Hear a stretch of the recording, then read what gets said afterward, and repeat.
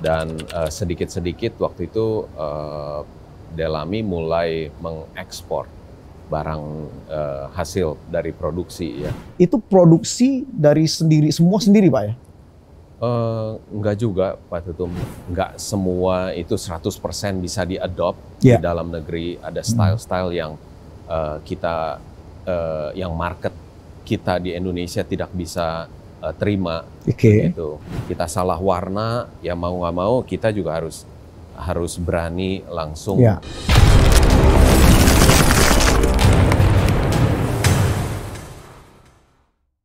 Nah, Pak Thomas, Delami ini kan murni produk lokal dan brand lokal. Ya, Saya lihatnya begitu kuat, Pak. betul. Salah satu grup yang memang mempunyai banyak brand dan juga lokal sekali, Pak. Ini sudah ada ekspansi ke luar negeri, Pak? Iya.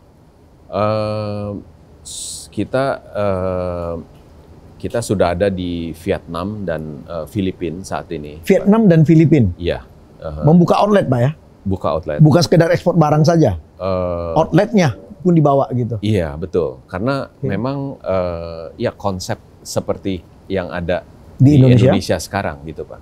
Jadi nggak bisa hanya produknya yang kita bawa gitu, Pak ya.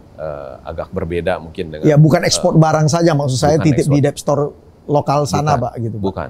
Jadi Pak Thomas membuka outletnya sendiri. Toko, iya, dengan konsep yang sama. Gitu, dengan Pak. Konsep sama yang ada di sini, Pak. Iya, betul. Ya, jadi kita sudah ada di Vietnam dan Manila khususnya. Iya.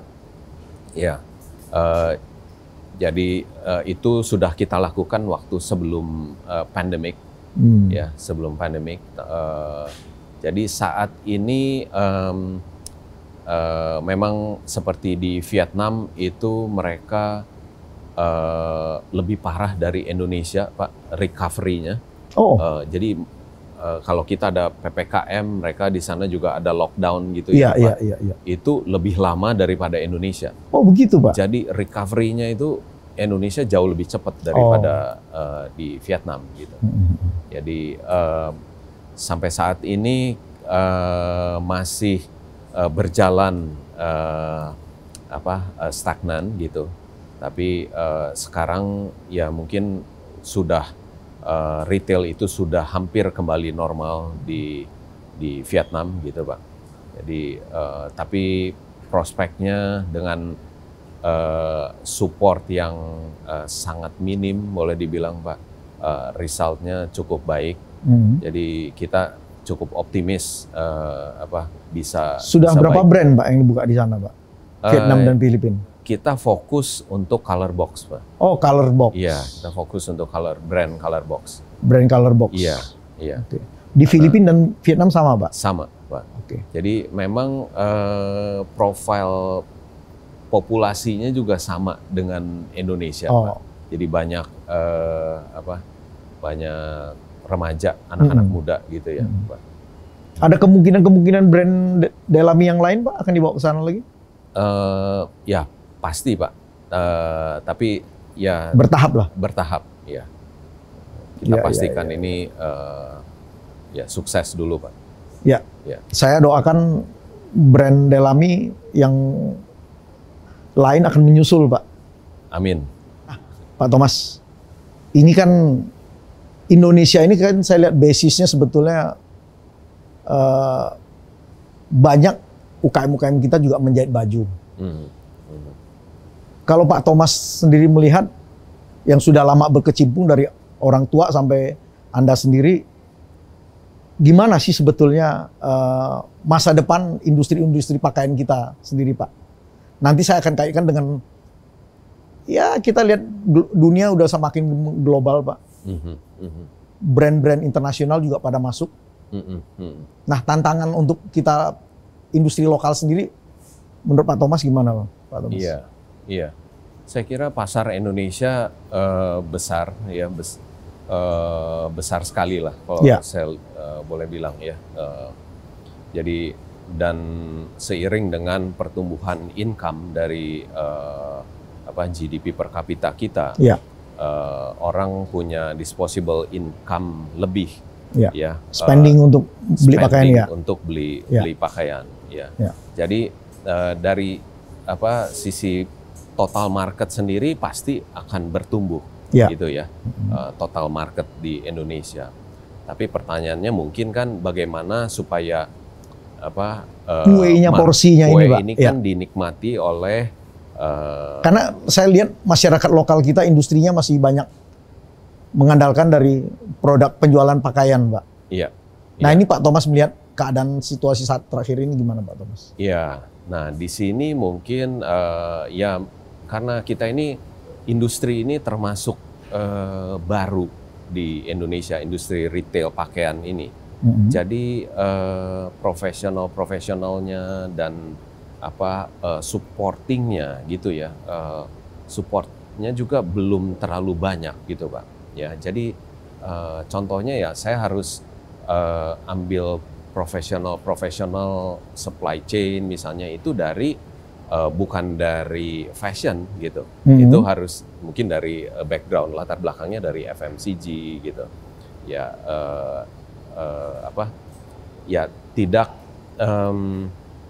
dari knowledge-nya retail itu sesuatu yang baru dan itu sesuatu yang memang harus dipelajari oleh kita semua ya Pak kalau kita memang ingin maju. Nah mungkin di situ juga saya lihat UKM di sini secara umum gitu knowledge itu banyak yang nggak mengerti gitu Pak. Ya jadi mungkin itu satu hal yang pemerintah dalam hal ini juga bisa membantu gitu, membantu bagaimana supaya kalau ingin UKM ini maju gitu ya, harus ada satu knowledge yang bisa diajarkan ke mereka ini gitu Pak. Mungkin lebih detailnya apa Pak Thomas yang Pak Thomas lihat? Apakah itu dari teknologi industrinya, industri garmennya, atau dari industri bahan bakunya sendiri? Karena ini kan basisnya kan bahan baku, kain, dijahit, sehingga menjadi pakaian jadi Pak. Tantangan kita di Indonesia itu apa sebetulnya Pak Thomas? Kalau yang Pak Thomas lihat dengan pengalamannya Pak. Kalau kita bicara dari sisi knowledge gitu ya, tadi gimana kita bikin suatu brand gitu, knowledge ya, menjalankan satu brand gitu. Dari tadi saya bicara dari supply chain aja, salah satunya gitu Pak ya. Itu kan mata rantai yang cukup panjang gitu.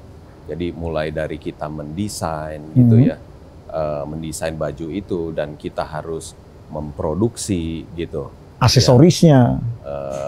Ya termasuk aksesorisnya semua. Kita harus memproduksi dan bagaimana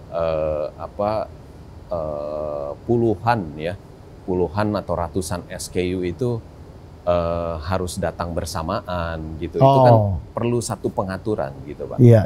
Ya, sehingga apa yang sudah dibayangkan oleh desainer kita itu di product planning itu bisa terjadi diwujudkan, bisa terwujud di toko gitu.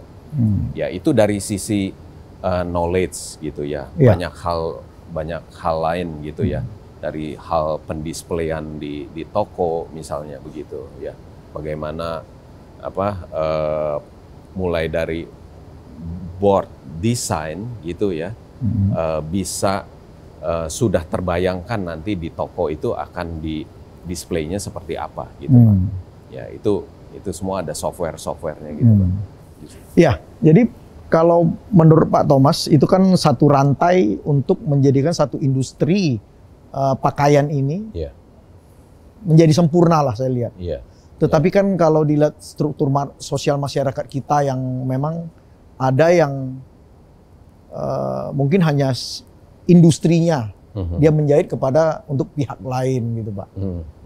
Ada yang bahan bakunya dilakukan oleh pihak lain lagi gitu Pak Thomas. Nah ini kan banyak part-part Iya, mata rantai yang mata panjang, rantai ya. itu kan. Iya. Kalau yang Pak Thomas cerita tadi kan integrated, Pak. Iya. Seakan-akan mulai dari awal desain sampai terpajang di toko. Iya. Nah, kalau saya melihat kan kita banyak sentra-sentra garment kita. Mereka saat ini pun untuk mensuplai kebutuhan lokal dalam negeri sebetulnya sangat besar, Pak. Tetapi akhir-akhir ini saya lihat sendiri kan industrinya agak terpuruk. Oleh berbagai hal lah. Mungkin nanti akan kita juga bahas.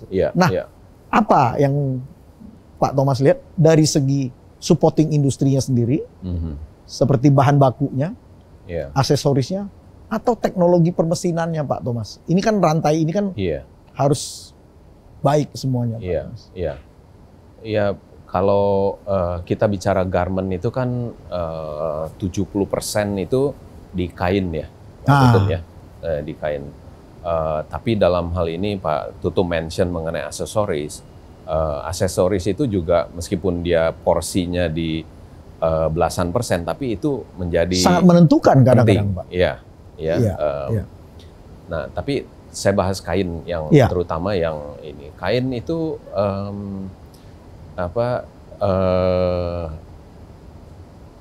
ada satu, kalau untuk kita bicara UKM, kalau untuk memulai satu satu brand gitu ya, itu kain itu ada minimumnya, Pak. Ya, jadi memang mungkin di Indonesia yang nggak ada ini satu market yang di mana UKM ini bisa membeli seluruh kebutuhan dengan kuantiti yang diharapkan gitu. Iya. Ya, jadi nggak terikat dengan satu kuantiti yang besar gitu. Betul. Karena kalau tokonya cuma 1 atau 2 gitu kan nggak bisa beli ribuan yards. Apalagi jahitnya dalam jumlah besar. Kuantiti yang nggak terlalu besar, dia kan tidak bisa membeli jumlah lot yang besar mungkin, Pak Thomas. Iya. Kalau jahit sih bisa, Pak. Iya. Cuman ini kan kain yang bermasalah ini. Betul. Sekarang. Jadi memang saat ini sih ya secara saya bilang bukannya tidak ada, gitu ada. Jadi kayak agent-agent yang jual dalam jumlah kecil. Tapi ya ini belum rapih lah gitu, belum ada belum terintegrasi gitu, dengan baik saya kira. Belum organisir dengan bagus gitu. Kalau kita bicara di China itu kan ada satu mall yang satu wadah.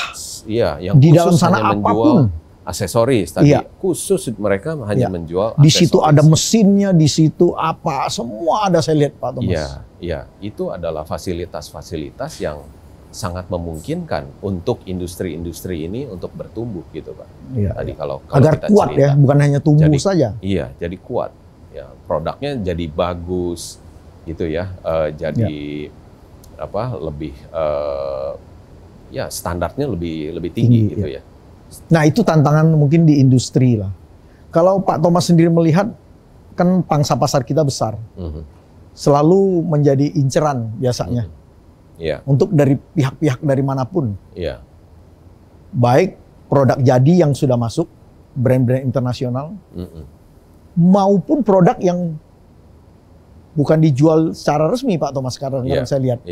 Masuk secara, ya kita lihat sendiri, mungkin sampai pakaian bekas saja banyak masuk ke negeri kita. Sungguh naif, Pak Thomas. Nah, Pak Thomas melihat hal ini, apakah ini menjadi satu tantangan bagi para retail seperti yang Pak Thomas ini juga, Pak? Iya, pasti, Pak. Pasti, Pak Tutum. Kalau memang sampai hari ini pun kita tahu bahwa import yang kita namakan door to door itu kan masih terjadi sebetulnya, gitu ya. Jadi saya kira memang itu jadi challenge untuk kita semua yang memiliki industri atau yang kita buat di dalam negeri gitu. Di mana kita semua bayar bayar PPN, kita bayar PPH, semua ya. Sementara mungkin dan juga karyawannya begitu banyak, Pak. Iya, ya itu pasti ya. Dan ya gimana kita mesti bersaing dengan brand-brand yang mungkin mereka bukan brand lah, saya lihat ya, itu lebih ke arah produk-produk gitu Pak ya. Mereka tersebar di mana-mana gitu dengan multi ragam brand gitu ya. Iya. Ya, itu jadi satu challenge sendiri sih, Pak. Nah, kalau ini satu challenge, Pak Thomas, apakah regulasi yang saat ini bisa membantu, bisa membuat para teman-teman pemain di industri pakaian ini bisa merasa, saya kira bukan hanya semata-mata melindungi, Pak, tetapi memberikan ruang pertarungan yang fair. Iya, iya. Gimana menurut Pak Thomas? Ya, saya kira itu yang diharapkan, dan secara regulasi maupun sebetulnya sih untuk industri pakaian sudah cukup baik ya Pak, terutama dengan adanya safeguard ya Pak, di pakaian maupun di tekstil ya. Safeguard itu sangat membantu kami sebagai industri lah Pak. Itu sifatnya lebih ke industri, bukan ke brand sebetulnya Pak. Bukan ke produk barang jadi. Iya, bukan ke barang, bukan ke brand ya Pak. Kalau saya kategorikan. Itu akan sangat membantu UKM yang tadi industri, small, medium industri, Pak. Itu kan memprotek barang-barang murah dari yang waktu itu masuk tanpa tarif ya Pak ya. Tanpa tarif bisa masuk ke Indonesia, tapi dengan adanya safeguard itu sedikit memprotek gitu, dan akhirnya banyak brand-brand lokal itu beralih memilih untuk produksi di dalam negeri karena harga yang lebih kompetitif, dan itu kan bagus untuk industri kita. Gitu. Jadi dengan adanya safeguard tersebut, Pak Thomas berharap permainan fair ini terjadi kan? Iya. Agar industri-industri lokal pun tumbuh. Iya, iya. Nah, diharapkan tumbuh, akhirnya mereka juga memanfaatkan produk-produk tekstil lokal, gitu Pak ya? Iya, betul. Iya. Nah, Pak Thomas, kalau kita melihat situasi saat ini, kan pemerintah dengan berbagai upaya pun kita lihat bekerja keras, ingin tanda kutip melindungi dari gangguan-gangguan yang unfair, saya sebut Pak. Kita melihat kadang-kadang bukan hanya pakaian jadi saja yang masuk, yang tidak dengan semestinya, tetapi bahkan ini pakaian bekas pun membanjiri negeri ini. Saya kira ini juga sedikit banyak pasti mengganggu. Bagaimana menurut Pak Thomas? Kalau seperti saya katakan tadi, kalau memang ini ya tergantung dari kalau secara regulasi itu kan sudah ada ya Pak. Tapi yang Pak Tutu maksudkan ini mungkin untuk barang-barang import yang mungkin masuk tanpa membayar tarif gitu ya. Barang-barang yang masuk ke dalam negeri ini dengan tidak melalui jalur-jalur yang resmi. Oke, iya. Gitu Pak? Iya. Jadi mau kasih safeguard apapun, saya kira tidak ada artinya karena dia tidak resmi gitu Pak. Iya, betul. Jadi ini pemerintah harus memahamin, bukan sekedar hanya safeguardnya yang saya kira, tetapi harus melindungi negeri ini juga dari produk-produk yang masuk secara tidak resmi Pak. Iya. Karena itu tidak data dengan baik. Iya, betul. Jadi apa yang mau dikasih regulasi? Iya. Berarti pencegahan masuknya ke dalam negeri ini yang regulasinya sudah ada, mekanismenya semua sudah ada, tapi mungkin ya kurang baik ini pelaksanaannya gitu. Iya. Karena jangan sampai kita ini jadi sampah, tempat pembuangan sampah dari negara-negara lain, Pak. Walaupun layak pakai, Pak ya. Iya. Saya lihat itu bukan hanya di sekitar kota besar, sampai ke pinggir-pinggiran kota sudah mulai menjual produk bekas, Pak. Iya, sampah dan ya jadi hanya menjadi satu market gitu, Pak. Iya. Iya, tanpa tanpa memiliki industri itu di sini. Iya. Jadi ya ini mudah-mudahan pemerintah memahamin bukan hanya kita sekedar hanya ingin dilindungi dengan aturan main yang sudah ada seperti safeguard. Ya saya kira rantai keseluruhan ini bisa terganggu kalau produk-produk yang tidak layak masuk harusnya jangan dikasih masuk. Iya. Saya kira keharusan untuk menjaga negeri Pak. kita dari serbuan-serbuan produk yang sebetulnya tidak semestinya masuk. Gitu, iya. Pak. Jadi itu akan banyak sekali membantu ya UKM kita ya. Jadi terutama yang industri ya Pak. Ya karena mereka masih mengandalkan pekerjaan-pekerjaan untuk memproduksi produk baru walaupun mereka UKM, Pak. Iya. Memang kan masih ada kelas-kelasnya. Mereka kan bukan hanya produksi yang di pusat-pusat belanja yang high end itu, tapi untuk masyarakat luas banyak pun. Iya. Dan mereka dan saat ini itu yang volumenya besar. Betul. Nah inilah yang saya kira perlu dipahamin, Pak Thomas. Nah, Pak Thomas, kita pengen tahu aja balik lagi ke Delami sendiri, Pak. Dengan perjalanan sudah dari 79 sampai sekarang, saya kira hampir 40 sekian tahun, Pak ya? 43 ya, Pak. 43 tahun, Pak. 44 nih tahun ini, Pak. Saya kira udah sangat dewasa sekali, Pak. Kalau gitu.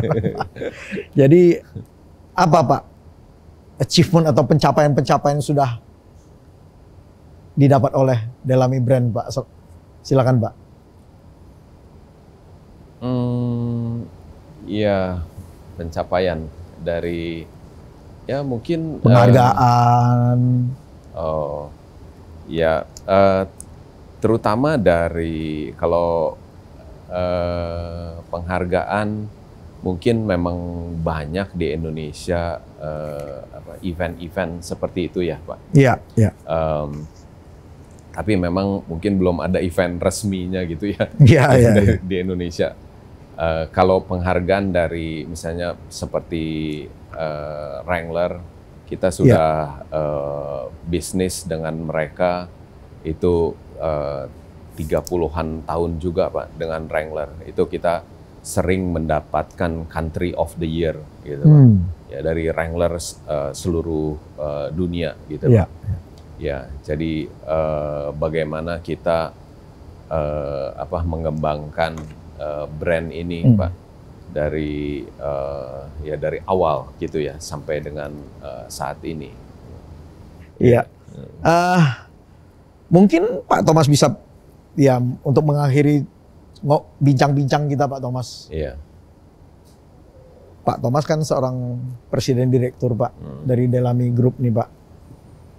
Apa yang message mau dipesankan kepada pihak yang menonton acara ini atau ke internal, apa yang harus dilakukan, Pak?